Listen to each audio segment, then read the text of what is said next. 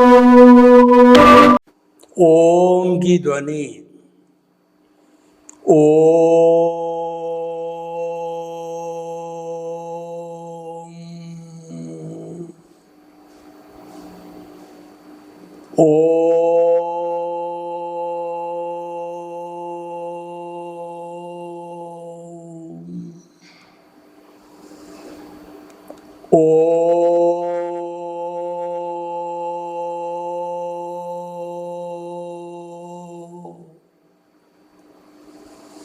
आरंभ की ध्वनि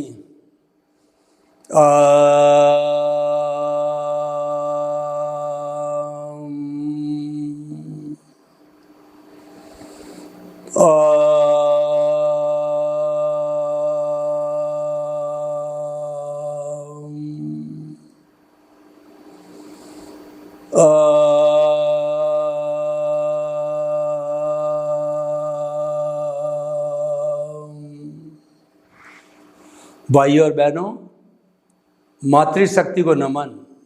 आज का हमारा बहुत सुंदर विषय है, सबका मालिक एक।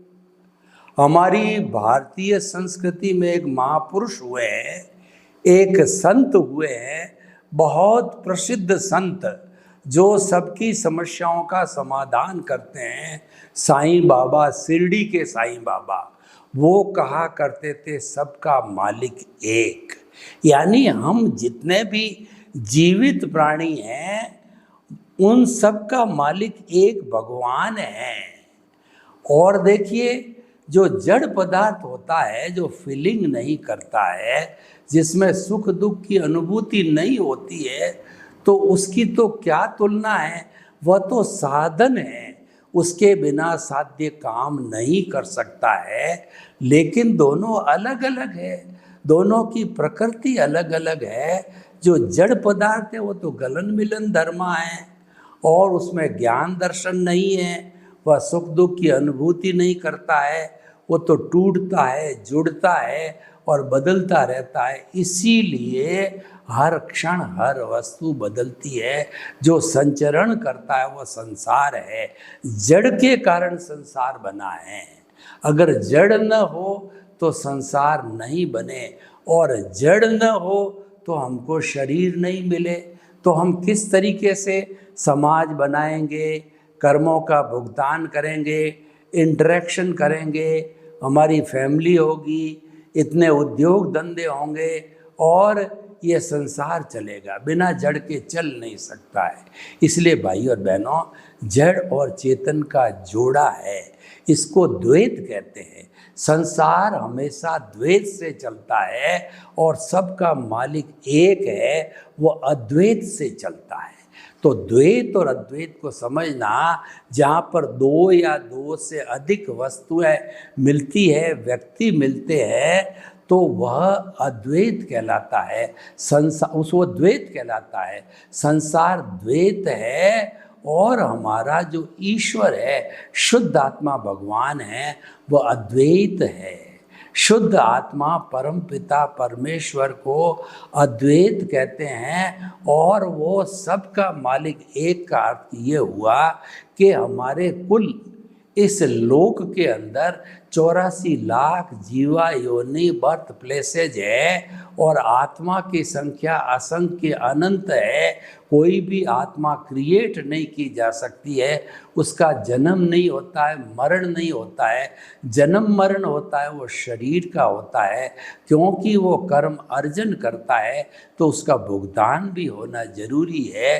क्योंकि उसके भीतर सूक्ष्म शरीर है, उसके भीतर अज्ञान है, उसके भीतर कॉजल बॉडी है, उसके भीतर कर्म शरीर है। इस कारण वो नए नए जन्म लेता है।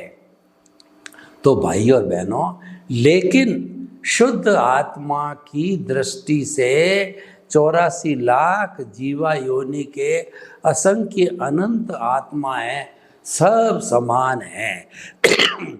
चाहे राम की हो, कृष्ण की हो, सिमंदर स्वामी की हो, और 33 करोड़ देवताओं की हो, 84 लाख जो है जीवा योनियों की हो, या जो है 24 तीर्थंकरों की हो, घोड़ा गधा ऊंट गाय भैंस वायरस सब की समान होती है।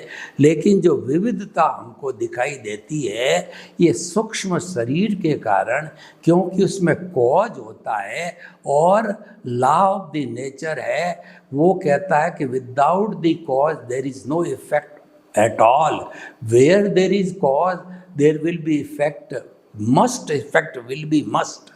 यानी हमारे को कॉजल बॉडी के कारण ये इफेक्ट बॉडी है, स्थूल शरीर मिलता है।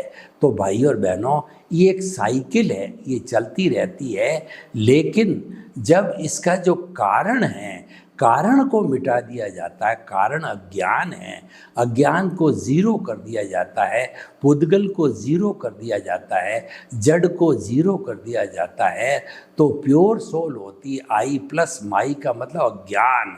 आई के साथ अज्ञान जुड़ने से बॉन्डेड सोल हो जाती है, और I means my is equal to bonded soul में से माई निकाल दिया तो प्योर सोल हो जाती I, I minus my is equal to I, वो प्योर सोल हो जाती है।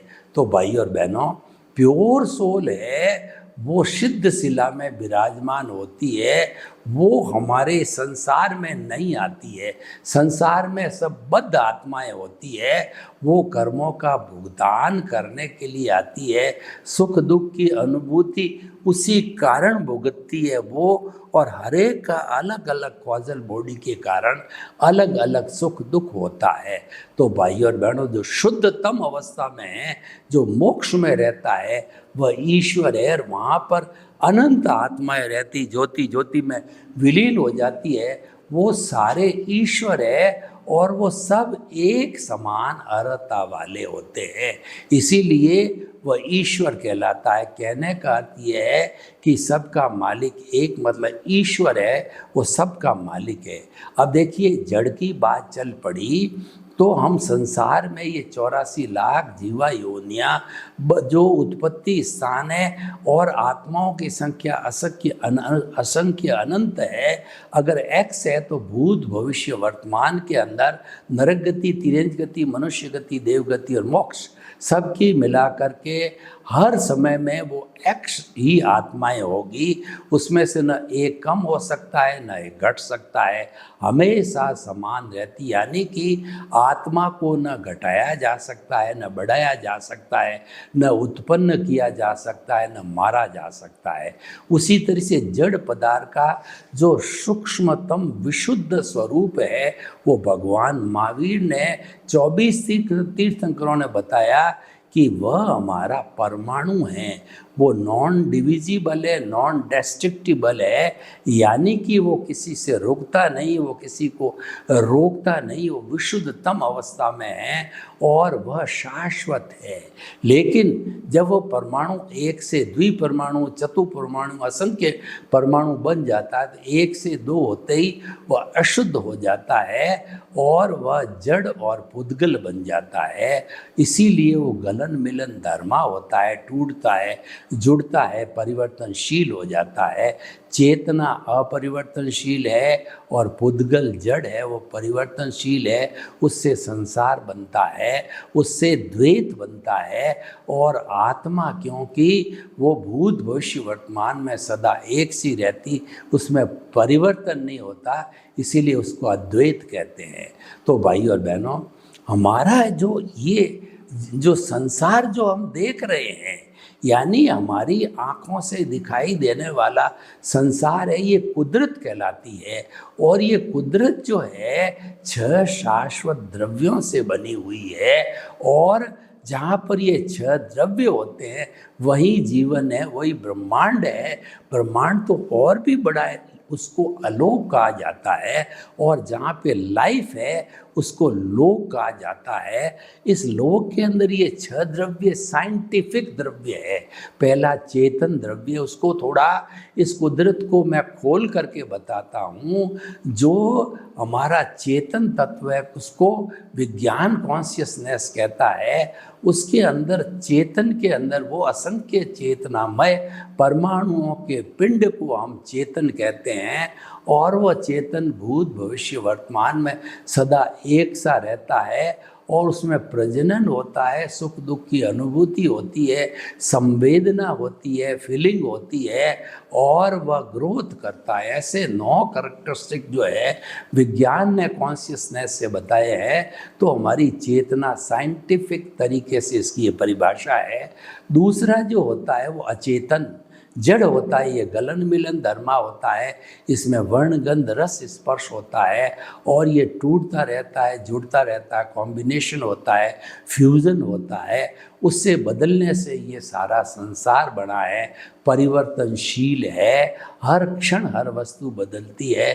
जो संचरण करता है वो संसार है, तो वो जड़ पदार्थ है। और तीसरा क्या है कि जड़ और चेतन इन दोनों में से कोई गति करना चाहता, चेतन जैसे मनुष्य है ये दौड़ना चाहता है, या जड़ ऐसे ट्रेन है, फ्लाइट है, हेलीकॉप्टर है, साइकिल है, स्कूटर है और जो है वो कार है, बस है। ये जो है अगर चलना चाहती है, दौड़ना चाहती है, स्पीड में जाना चाहती है, तो पूरे ब्रह्मांड के अंदर एक द्रव्य के रूप के अंदर शाश्वत द्रव्य है, अमूर्त है, वो पौद्गलिक है और उसका जो है फंक्शन है कि उदासीन भाव से कोई मदद मांगता है तो वो तुरंत मदद देता है, उसको मोशन में ले आता है। यह एक सुई की अणी जितना ब्रह्मांड में से खाली जगह नहीं है जहाँ की ये 6 तत्व मौजूद नहीं है।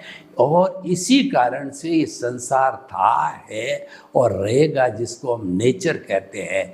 नेचर जो है वह भी हमेशा परमानेंट रूप में रहती है और वह एक नेचर है। उन 6 तत्वों के जो समवाय को नेचर कहा जाता है, कुदरत कहा जाता है।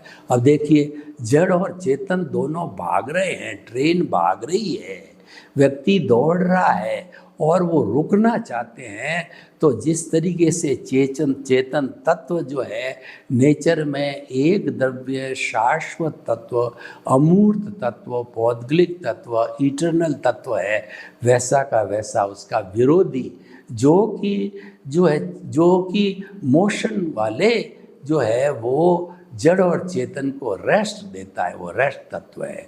अब जो हमको वर्तना देता है वो कहलाता है टाइम तत्व। अभी 6 बजे है, हमारा प्रोग्राम 11 बजे चालू होगा, ट्रेन के आने का समय 10 बजे का है। हम सभी 5 बजे यहाँ पर एकत्रित होंगे। आज की मीटिंग 7 बजे की है। वर्तना देने वाला तत्व है, वह भी तत्व जो है वो हमारा टाइम तत्व है, काल्पनिक तत्व है। तो इसीलिए टाइम हो गया। उसके बाद के अंदर जो हमको स्पेस देता है, मैं बैठा हूँ तो 2 फुट बाई 6 फुट की जगह घेर रहा हूँ, ये कमरा 15 बाई 10 की जगह घेरता है, और जो ये बिल्डिंग जो है 40 बाई 60 का प्लॉट है, इस तरीके से जो जितनी जगह घेरता है वह आकाश कहलाता है। अगर आकाश हमको जगह न दे, अवगाहना न दे, तो आप मेरे पर पड़ेंगे, मैं आपके ऊपर पड़ूंगा, और ये जो है वो चलते चलते जो है वो हमारा जीवन जो है स्थिर नहीं हो सकता है। ये हाथापाई चलती रहती है, ये जो है हड़कंप चलती रहती है। लेकिन ये जो आकाश है जो अवगाहना देता है, ये 6 तत्वों से बना हुआ और 6 तत्वों से की रचना करने वाले हैं, यही संसार को चलाने वाले हैं। और कहा जाता है कि नेचर ही सब जो है सब प्राणियों की जनरेटर, ऑपरेटर और जो डिस्ट्रॉयर है यानी गॉड है।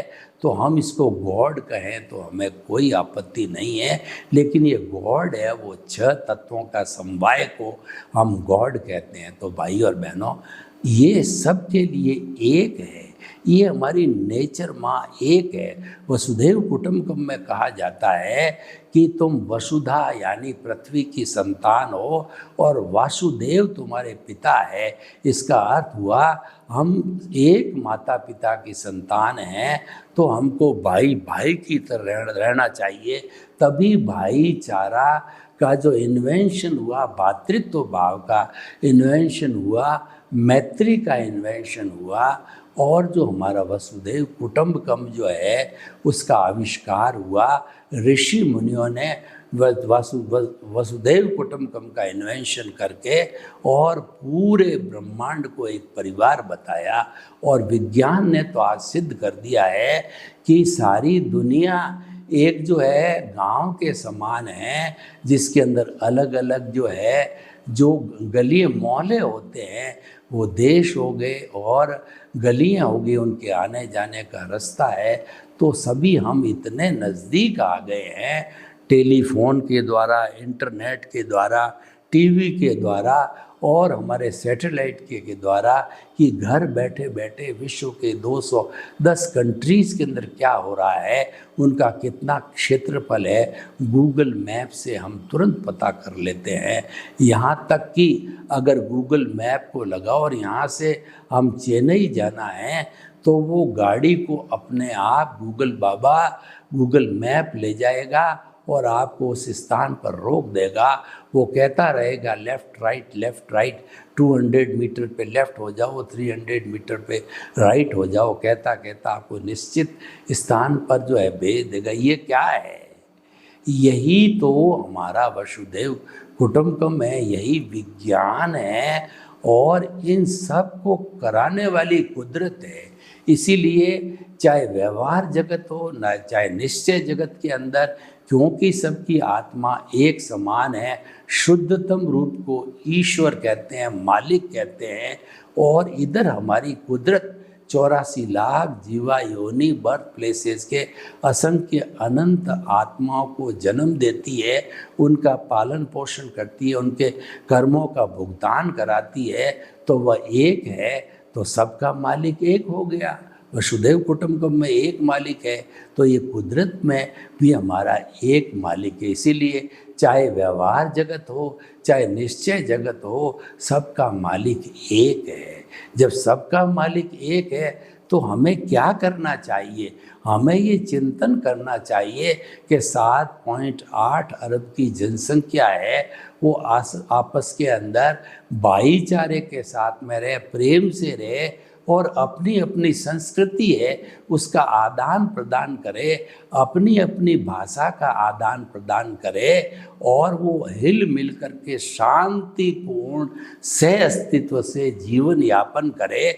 और आज देखिए कि 210 कंट्रीज़ के अंदर इस कुदरत के कानून को नहीं माना जा रहा है, कि भीतर विराजमान एक प्रभु को नहीं माना जा रहा है, यानी सबका मालिक एक को नहीं मान करके हर देश जो है अपना 70-75% बजट है वो सुरक्षा पर, इंटरनल पुलिस पे और एक्सटर्नल जो है वो सेना पे खर्च करता है, क्योंकि उसको भय है कोई हमारी टेरिटोरी के ऊपर जो है घुसपैठिया बन करके आक्रमण नहीं कर दे। तो ये भय कहाँ से आया? ये भय आने का कारण है कि हम कुदरत के कानून का पालन नहीं कर रहे हैं, कि सबकी माँ कुदरत है और सबका जो भीतर का संसार है वह भी ईश्वर, हम सब समान हैं। तो कुदरत के कानून को और निश्चय जगत के कानून का पालन नहीं करने से व्यक्ति को भय लगता है, और जहाँ पर भय होता है वहाँ पर आदमी सुरक्षा करता है। हमारे देश में कुछ, हमारे भारत देश में कुछ गांव, केरल साइड में ऐसे गांव है कि जिनके घरों के अंदर ताला नहीं लगता, क्योंकि उनको भय नहीं है। वहाँ पर लोग सब ईमानदार है, अपना सो अपना और पराया सो पराया को जानता है। अगर ये भावना पूरे विश्व में आ जावे, कोई इंसान किसी इंसान से, जबकि सब एक समान है, क्यों डरेगा?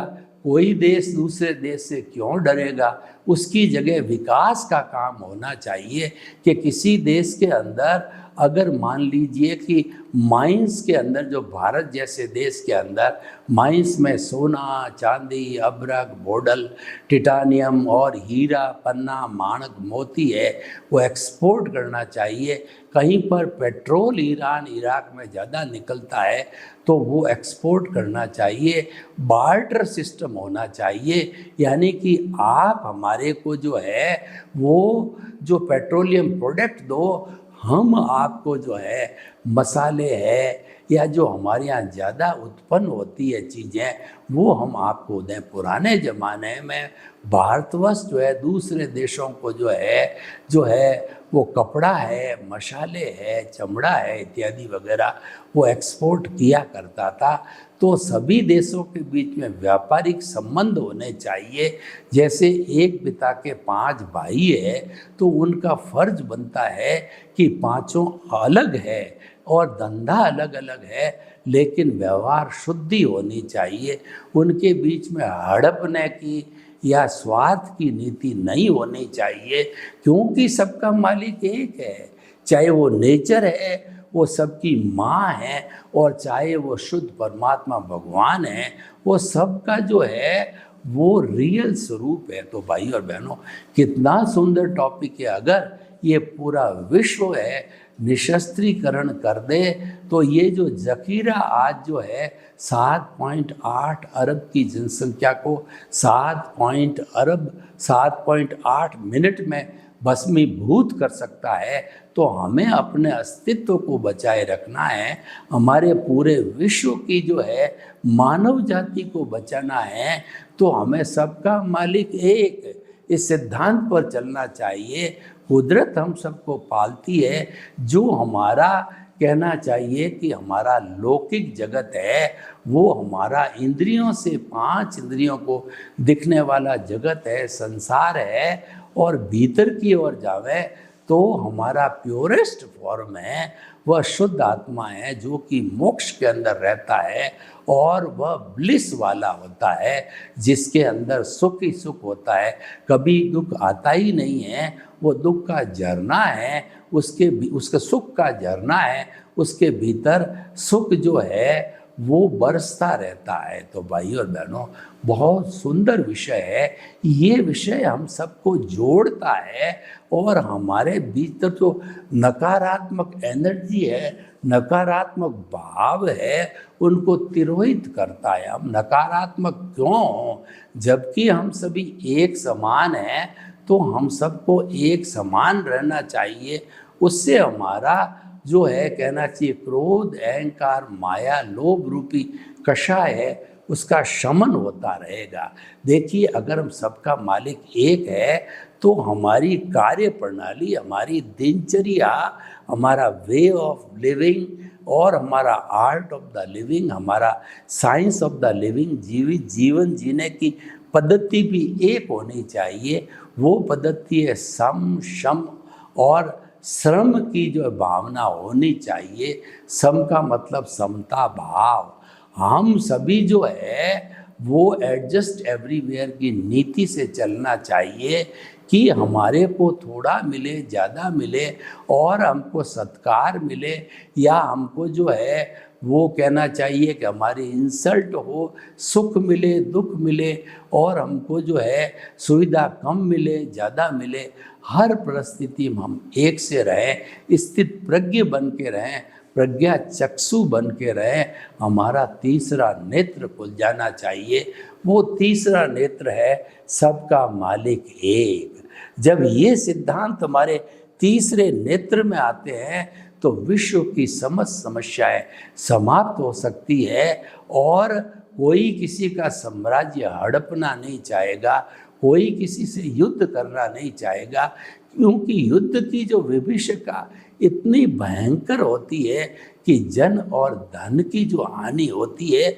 हमारा प्रथम विश्व युद्ध देखिए, दूसरा विश्व युद्ध देखिए, हिरोशिमा पे कितने बम गिरे कि वो तैश नैश हो गया, और इसका पुनर्वास के अंदर कितना लंबा समय लगा। तो हमने आखिर अर्जन क्या किया? कोई भी व्यक्ति मरता तो वो हमारा भाई है, उसको भाई भाई को क्यों मारे? और वो मारा इसीलिए जाता है कि वह व्यक्ति सबका मालिक एक के सिद्धांत पर नहीं चलता है, वो अहंकार के सिद्धांत पर, ईगो के सिद्धांत के ऊपर चलता है।